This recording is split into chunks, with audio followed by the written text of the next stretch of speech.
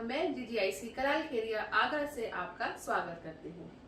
आज कक्षा 11 के विषय गृह विज्ञान के अंतर्गत हम अध्याय पाचन तंत्र के बारे में पढ़ेंगे और इस पाठ को हम 2 भागों में पढ़ेंगे। पिछले अध्याय में आपने पेशी तंत्र के बारे में पढ़ा। वास्तव में शरीर के सारे तंत्र एक दूसरे से संबंधित होते हैं। जिस प्रकार से कोशिका जीव की मूल इकाई होती है, उसी प्रकार से कोशिका ऊतकों की भी मूल इकाई होती है। अतः कई प्रकार की कोशिकाएं मिलकर ऊतकों का निर्माण करती हैं और कई सारे ऊतक मिलकर अंगों का निर्माण करते हैं और इसी प्रकार से कई सारे अंग मिलकर तंत्र का निर्माण करते हैं और विभिन्न प्रकार के तंत्रों के द्वारा एक जीवधारी का निर्माण होता है और इन सबकी क्रियाशीलता पर ही व्यक्ति का स्वस्थ या उसका स्वास्थ्य निर्भर करता है। विभिन्न प्रकार की ऐच्छिक और अनैच्छिक मांसपेशियां मिलकर अंगों का निर्माण करती हैं और ये अंग शरीर के अंदर विभिन्न प्रकार की क्रियाओं का संपादन करते हैं, जैसे कि श्वास की क्रिया होती है, उत्सर्जन क्रिया, हृदय का धड़कना, भोजन का आहार नली में खिसकना और संकुचन विमोचन के द्वारा भोजन का पाचन। तो आज हम पाचन तंत्र के बारे में और पाचन की क्रिया में सम्मिलित होने वाले विभिन्न पाचन अंगों के बारे में जानेंगे। सबसे पहले हम ये जानते हैं कि हमें पाचन की आवश्यकता क्यों होती है। जैसा कि हम सभी जानते हैं कि भोजन हमारी मूलभूत आवश्यकताओं में से सबसे प्रमुख आवश्यकता मानी जाती है। बिना भोजन के हम जीवित नहीं रह सकते और शरीर में होने वाली समस्त जैविक क्रियाओं के लिए भोजन ऊर्जा का स्रोत माना जाता है। यदि कई बार हमने ऐसा महसूस किया होगा कि अगर हम कुछ घंटों तक खाना नहीं खाते, 4-6 घंटे तक, या फिर कभी व्रत या उपवास में पूरा दिन हो जाता है हमें बिना खाना खाए, तो हमें कुछ शारीरिक कमजोरी या दुर्बलता का एहसास होने लगता है। ये इसीलिए होता है क्योंकि जो ऊर्जा हमें मतलब शरीर में निरंतर कुछ ना कुछ क्रियाएं होती रहती हैं, आंतरिक और बाह्य, और जो ऊर्जा हमें मिलनी चाहिए वो ऊर्जा हमें नहीं मिल पाती है क्योंकि हमने भोजन ग्रहण नहीं किया होता। इसीलिए हमें भोजन की आवश्यकता होती है। हमारे शरीर में निरंतर आंतरिक और बाह्य क्रियाएं होती रहती है। आंतरिक क्रियाएं जैसे कि श्वास लेना, भोजन का पाचन, उत्सर्जन, विभिन्न प्रकार की क्रियाएं, और बाह्य क्रियाएं जैसे कि चलना, दौड़ना, उठना, बैठना। तो इन सभी क्रियाओं में शरीर में जब इन सभी क्रियाओं का संपादन होता है तो इस क्रिया में मांसपेशियों की क्रियाशीलता होने के कारण कुछ संकुचन की प्रक्रिया होती है, जिसकी वजह से ऊतकों की जो कोशिकाएं होती हैं उनमें टूट फूट या मरम्मत होती है और इस क्षति को दूर करने के लिए हमें भोजन की आवश्यकता होती है। जो भोजन हम ग्रहण करते हैं यदि उसमें पर्याप्त मात्रा में पोषक तत्व होते हैं, जैसे कि कार्बोहाइड्रेट और वसा जो कि हमें ऊर्जा प्रदान करते हैं, प्रोटीन जो कि शरीर की वृद्धि और विकास के लिए उत्तरदायी होते हैं और टूट फूट की मरम्मत भी करते हैं, और विटामिन जो कि हमारे शरीर को सुरक्षा प्रदान करते हैं और शरीर को रोगों से लड़ने की क्षमता देते हैं। यदि हमारे भोजन में सारे पोषक तत्व मौजूद होते हैं तो हमारे शरीर में ये सभी पोषक तत्व अच्छे से पचकर रक्त के माध्यम से शरीर के हर अंग और प्रत्यंग में मिल जाते हैं। यदि इन पोषक तत्वों की हमारे आहार में कमी हो जाती है तो पोषक तत्व रक्त के माध्यम से शरीर में नहीं जा पाते और फिर हमारे शरीर में विकार या रोग पनपने लगता है। इसी प्रकार से जो भोजन हमने ग्रहण किया है उस भोजन का कुछ अंश शरीर में पच नहीं पाता है और उस बिना पचे हुए अंश का या कुछ अपशिष्ट जो हमारे शरीर में मल के रूप में एकत्रित हो जाता है उसका शरीर से बाहर निकलना भी नितांत आवश्यक होता है। और ये सारी प्रक्रिया पाचन के अंतर्गत हमारे शरीर में संपन्न होती है। इस प्रकार से हमने देखा कि जिस भोजन को हम ग्रहण करते हैं यदि वो हमारे शरीर में उसी अवस्था में रहता है तो वो हमारे शरीर के लिए लाभकारी नहीं होता। हमारे शरीर के लिए लाभकारी वो तभी होता है जब उसको शरीर अपने पाचन योग्य बनाकर उसको सरलतम रूप में परिवर्तित करके उसको अपने अनुरूप परिवर्तित कर लेता है। इसके बाद हम जानते हैं कि पाचन क्या होता है। पाचन अर्थात जो भोजन हम खाते हैं वह अविलय ठोस भोजन को पचाकर उसे घुलनशील एवं अवशोषणीय अवस्था में बदलना तथा अपचय भोजन का शरीर से बाहर निकालना ही पाचन क्रिया कहलाता है। और जो अंग इस क्रिया में भाग लेते हैं वे सभी सम्मिलित रूप से पाचन तंत्र का निर्माण करते हैं। पाचन की जो प्रक्रिया हमारे शरीर में संपन्न होती है उसमें मुख्य रूप से 3 क्रियाएं संपादित होती हैं, जिसमें कि सबसे पहला भोजन का पाचन, दूसरा अवशोषण स्वांगीकरण और तीसरा विकार का विसर्जन। अब हम आते हैं कि पाचन से संबंधित कौन कौन से अंग होते हैं, इसके बारे में हम अब आगे जानेंगे। सबसे पहले मुख, जो पाचन का सबसे प्रथम अंग माना जाता है वो मुख होता है, और मुख के अंतर्गत 4 और अंग होते हैं जिनको कि मुख के अंदर रखा गया है, जिसमें कि होंठ, जीभ, दांत और लार ग्रंथियां।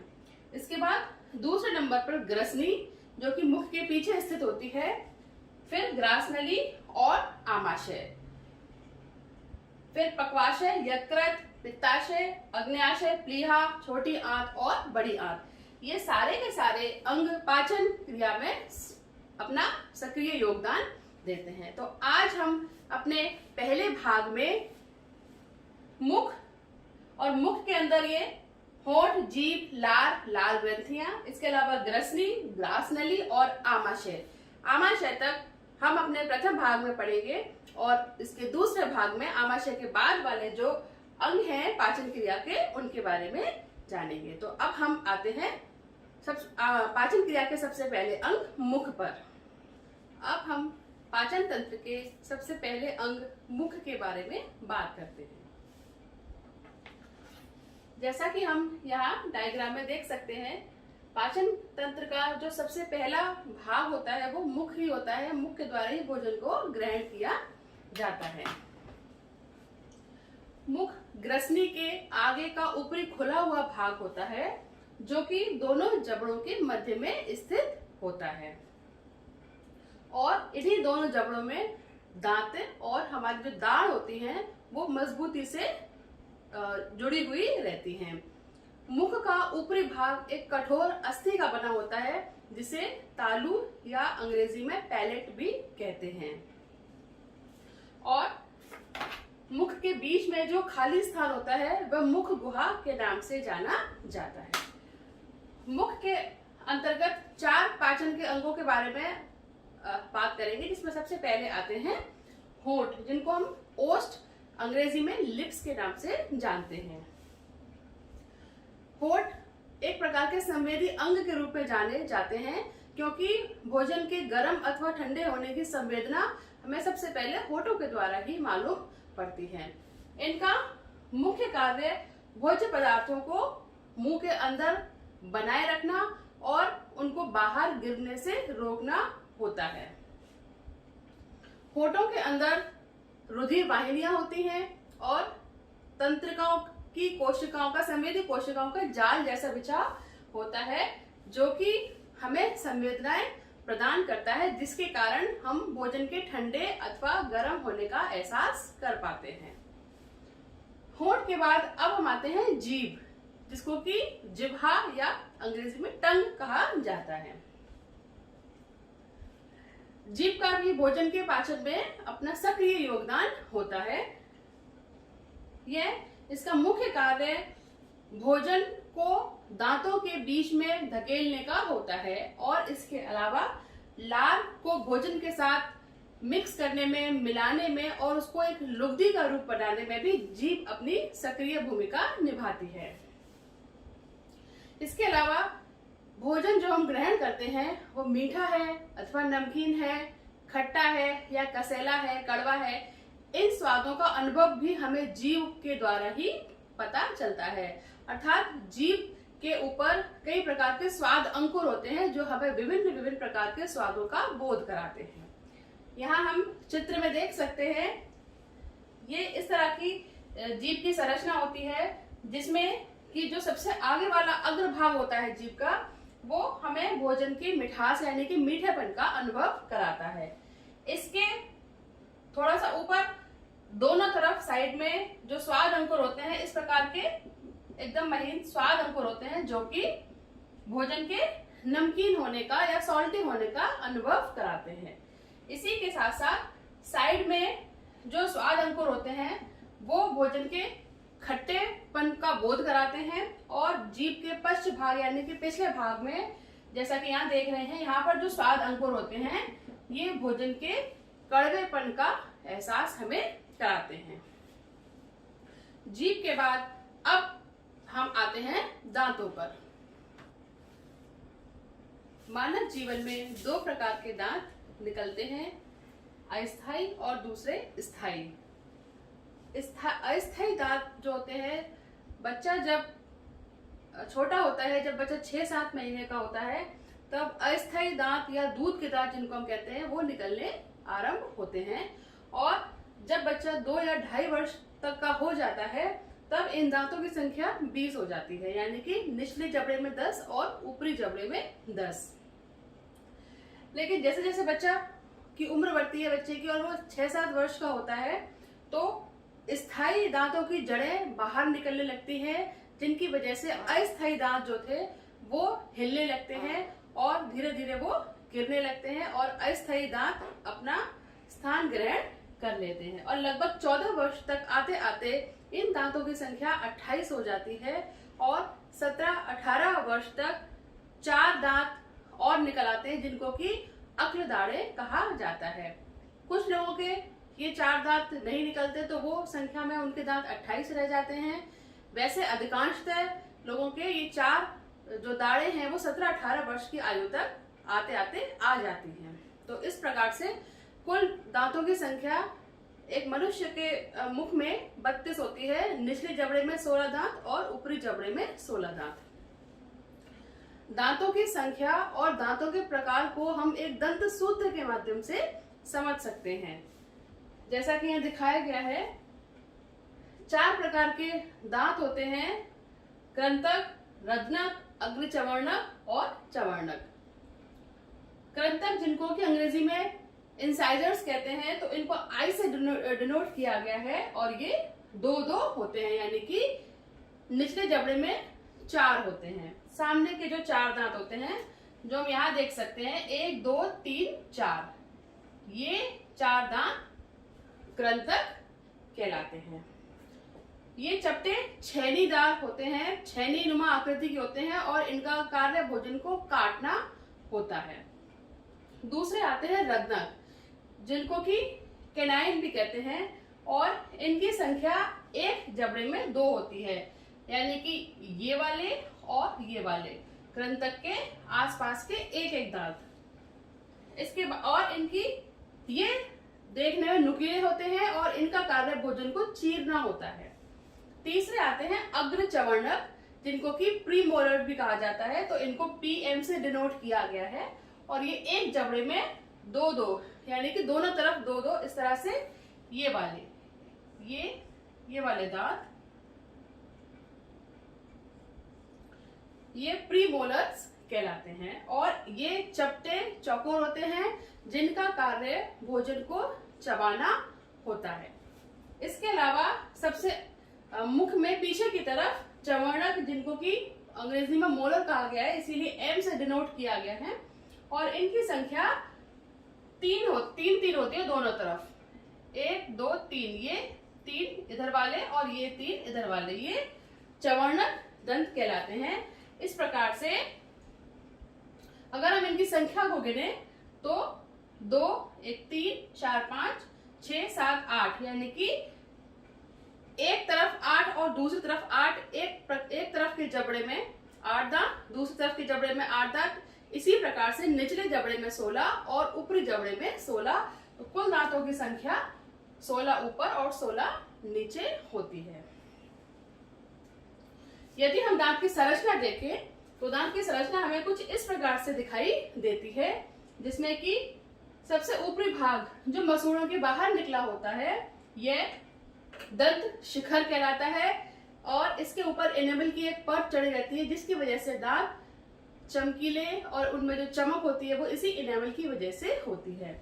बीच वाला भाग जो होता है वो दंत ग्रीवा कहलाता है और सबसे निचला वाला भाग दंत मूल कहलाता है।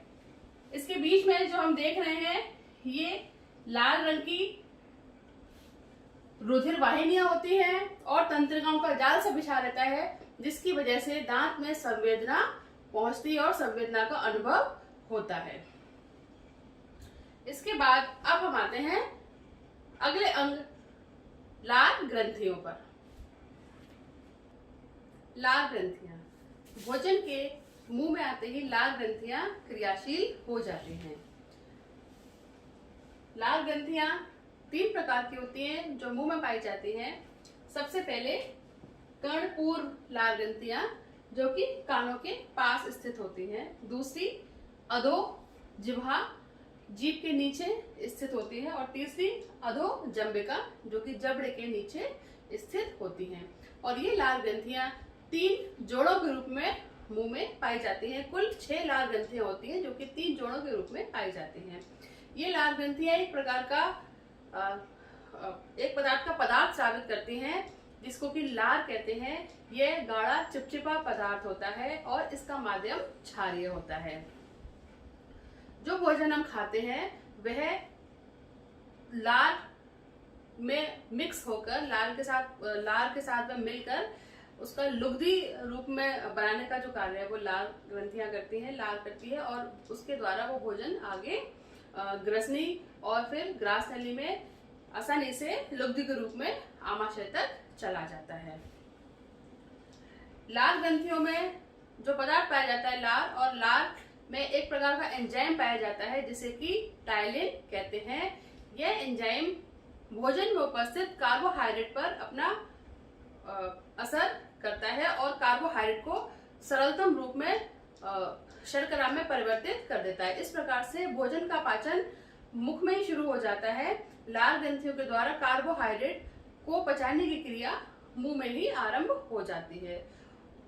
कार्बोहाइड्रेट के अलावा और दूसरे पोषक तत्वों का पाचन मुंह में नहीं होता, केवल कार्बोहाइड्रेट पर लार अपना प्रभाव डालती है। इसके बाद जो पाचन तंत्र का अगला अंग है मुख के बाद वह है ग्रसनी, इसको लैरिंक्स भी कहते हैं। और यह आगे मुख गुहा और पीछे ग्रास नली से जुड़ी हुई रहती है। यहाँ हम देख सकते हैं ये मुख के पीछे की तरफ यहाँ गर्दन में इसकी स्थिति होती है और इसका आकार कीप नुमा होता है। यहाँ देख सकते हैं कि ये कीप नुमा आकृति की होती है। मुख तथा ग्रास नली, मुख गुहा तथा श्वास नली दोनों ग्रसनी में आकर खुलती हैं। यहाँ पर एक उपकंठ उपस्थित रहता है जो कि एक उपास्थि का बना हुआ एक ऊतक का अंग होता है। फ्लैप नुमा आकृति होती है, एपिग्लॉटिस कहा जाता है उसको। उसका कार्य जिस समय हम भोजन ग्रहण करते हैं उस समय श्वास नली को बंद रखने का होता है ताकि भोजन आसानी से ग्रास नली में आगे बढ़ जाए। कई बार हमने देखा है कि जब हम खाना खाते समय बातें करते हैं या खाना जल्दी जल्दी खाते हैं तो कई बार खाने के कुछ कण हमारी श्वास नली में चले जाते हैं और जिसकी वजह से हमें एकदम से खांसी आती है या ठसका लगता है और हमें असुविधा जैसी होने लगती है और तुरंत वो भोजन का कण एकदम ठसके के साथ या खांसी के साथ बाहर निकल जाता है। ऐसा इसीलिए होता है कि जल्दबाजी में खाया गया या बात करते करते खाना जब हम निगलते हैं तो वो एकाध कण जो है वो भोजन का श्वास नली में चला जाता है। इसके बाद अब हम आते हैं ग्रास नली, जिसको कि ईसोफेगस भी कहते हैं। यह एक लंबी नलिका होती है जो कि मुख गुहा के पीछे और ग्रसनी से लगी हुई होती है और इसका अंतिम भाग आमाशय में जाकर खुलता है। यहाँ देख सकते हैं कि छल्लेदार इसकी आकृति होती है और लगभग 30 सेंटीमीटर लंबाई की यह आहार नाल होती है, आहार नलिका होती है। इसके अंदर विभिन्न प्रकार की श्लेष्मिक मांसपेशियां होती हैं, ग्रंथियां होती हैं, जिसकी वजह से एक पतला मतलब चिकना स्राव स्रावित होता है, जिसके कारण से भोजन आसानी से बिना अटके आगे बढ़ता हुआ आमाशय तक पहुंचा दिया जाता है। इसके बाद अब हम आते हैं पाचन तंत्र के अगले अंग आमाशय पर। ग्रास नली के बाद पाचन तंत्र का अगला अंग है आमाशय। जैसा कि हम इस चित्र में देख सकते हैं, ये नली जहां पर खत्म हो रही है ग्रास नली, उसका अंतिम भाग जहां खत्म होता है वहीं से आमाशय शुरू होता है और यह एक मशक के या एक थैले के समान इसकी आकृति होती है। जो कि कुछ इस प्रकार से दिखती है। आमाशय की लंबाई 30 सेंटीमीटर और इसकी चौड़ाई लगभग 10 सेंटीमीटर होती है और हृदय के नीचे बाईं तरफ डायफ्राम के नीचे इसकी स्थिति होती है। इसीलिए आमाशय के आरंभिक भाग को कार्डियक डोर या कार्डियक द्वार भी कहते हैं, हृदय द्वार भी कहा जाता है। और इसके बाद वह सिरा जो कि छोटी आंत में जाके खुलता है उसे पाइलोरिक द्वार भी कहते हैं। आमाशय की भित्तीय संरचना के बारे में अगर जाने तो आमाशय की भित्ति यानी कि आंतरिक संरचना में 4 प्रकार की परतें पाई जाती हैं, जिसमें कि सबसे पहली परत पेरिटोनियम, दूसरी पेशीय परत कहलाती है, तीसरी सबश्लेष्मिक परत और चौथी श्लेष्मिक परत। जो भोजन हम ग्रहण करते हैं आमाशय में वह भोजन लगभग 4 से 5 घंटे तक रहता है और 4 से 5 घंटे तक विभिन्न प्रकार की यांत्रिक और रासायनिक क्रियाओं के द्वारा भोजन का पाचन होता है, परंतु भोजन का पाचन आमाशय में आंशिक रूप से होता है और 3-4 घंटे आमाशय में रहने के बाद भोजन हल्के भूरे रंग का और बिल्कुल लेही के समान उसकी आकृति हो जाती है और उसके बाद आंशिक रूप से पाचन के पश्चात भोजन को आगे डियोडोनम या पक्वाशय जो कि छोटी आंत का हिस्सा होता है उसमें उसको आगे भेज दिया जाता है। अब हम देखते हैं कि आमाशय का पाचन में क्या योगदान होता है। आमाशय की आंतरिक जो भित्ति होती है, आंतरिक दीवार होती है, उसमें कई प्रकार उसमें जठर ग्रंथियां पाई जाती हैं जो कि जठर रस का स्रावण करती हैं और इसके अलावा 2 और एंजाइम्स होते हैं जो कि आमाशय में स्रावित होते हैं, पेप्सिन और रेनिन, परंतु ये दोनों एंजाइम्स निष्क्रिय अवस्था में रहते हैं, केवल जठर रस के साथ क्रिया करके ही ये क्रियाशील हो पाते हैं। आमाशय का जो माध्यम होता है वो अम्लीय होता है, जिसकी वजह से भोजन में उपस्थित हानिकारक प्रभाव के जो कीटाणु होते हैं वो आसानी से नष्ट हो जाते हैं और भोजन को सुरक्षित बनाए रखने का कार्य आमाशय करता है। पेप्सिन और रेनिन, पेप्सिनोजन की अवस्था में रहता है जो कि हाइड्रोक्लोरिक एसिड के साथ मिलकर पेप्सिन में कन्वर्ट हो जाता है और यह प्रोटीन पर अपनी प्रतिक्रिया करता है जो कि प्रोटीन को जटिलतम रूप से सरलतम रूप में यानी कि प्रोटीन से पेप्टोन्स में बदलने का कार्य करते हैं। इसी प्रकार से रेनिन, लेकिन ये एंजाइम्स बच्चों में पाया जाता है, बड़ों में ये एंजाइम्स नहीं पाया जाता है। इस रेनिन एंजाइम्स के कारण दूध से दही बनने की जो प्रक्रिया होती है वो इसी रेनिन एंजाइम के कारण होती है। इस प्रकार हमने देखा आज पाचन तंत्र के विभिन्न अंगों के बारे में हमने जाना। सबसे पहले हमने ये जाना कि पाचन क्या होता है, पाचन की आवश्यकता क्यों होती है, पाचन किसे कहते हैं और पाचन क्रिया में भाग लेने वाले कौन कौन से अंग होते हैं। आज इस अध्याय को, इसके प्रथम भाग को यही समाप्त करते हुए अब हम कुछ सामान्य बातों के बारे में जानेंगे जो कि हमारे पाचन तंत्र की सुरक्षा के लिए अति आवश्यक होती हैं, क्योंकि ऐसा कहा भी जाता है कि समस्त प्रकार के जो रोग हैं वो पेट से ही शुरू होते हैं। यानी कि यदि हमारा पेट सही रहता है, यदि हमारा पाचन तंत्र सही रहता है तो हमें किसी और प्रकार की कोई बीमारी या कोई रोग या कोई विकार उत्पन्न नहीं होता। इसकी एक मजबूत वजह यह भी होती है कि यदि हमारा पाचन तंत्र सही रहता है तो हमारे शरीर में हर अंग प्रत्यंग में उसके आवश्यकता के अनुरूप पोषक तत्व पहुंचते रहते हैं जो कि खून में मिलकर पूरे शरीर में पहुंचा दिए जाते हैं और हमारे शरीर के हर अंग, हर तंत्र अपना कार्य सुगमता से करते रहते हैं। लेकिन इसके लिए आवश्यक है कि हम कुछ बातों का ध्यान रखें जिसके कारण हमारा पाचन तंत्र हमेशा स्वस्थ और क्रियाशील बना रहे। जिसमें से कुछ बातें जो मैं आपके साथ बताना चाहती हूँ, जिसमें कि सबसे पहले कि जो भी भोजन हम ग्रहण करें वह कोशिश ये हो कि वह भोजन ताजा हो, और हल्का सुपाच्य भोजन जो कि आसानी से पचाया जा सके। कई बार हम गरिष्ठ भोजन खा लेते हैं, चिकनाई युक्त भोजन खा लेते हैं, मसालेदार भोजन खा लेते हैं और हम ये महसूस करते हैं कि 5-6 घंटे तक हमें भूख नहीं लगती। ऐसा इसलिए होता है कि वह भोजन हमारे आमाशय में 5-6 घंटे तक रहता है और वह भोजन ढंग से पच नहीं पाता और वह उस अवस्था में हमारा पेट भरा भरा सा हमें महसूस होता है। इसके विपरीत यदि हम हल्का और सुपाच्य भोजन खाते हैं तो वो कुछ समय बाद अपने आप ही पाचन क्रिया के द्वारा वो पच जाता है और आगे बढ़ जाता है और हमें फिर से भूख लगने लगती है। इसके अलावा ताजी सब्जियां, फल, इनका सेवन हमें अपने आहार में अवश्य करना चाहिए। दूध, दही, ये सब चीजें हमें खानी चाहिए। बजाय मसालेदार चीजों के, गरिष्ठ भोजन के हमें फल सब्जियों का समावेश अपने भोजन में करना चाहिए। नियमित व्यायाम भी करना चाहिए। इसके अलावा जो हमारे शरीर में अपशिष्ट पदार्थ होते हैं जिनका निष्कासन बहुत आवश्यक होता है मल के द्वारा, वह हमें नियमित समय पर करते रहना चाहिए। अर्थात प्रतिदिन जो हमारा मल त्यागने का समय है वो निश्चित होना चाहिए। तभी हमारा शरीर जो है वो स्वस्थ रह सकता है।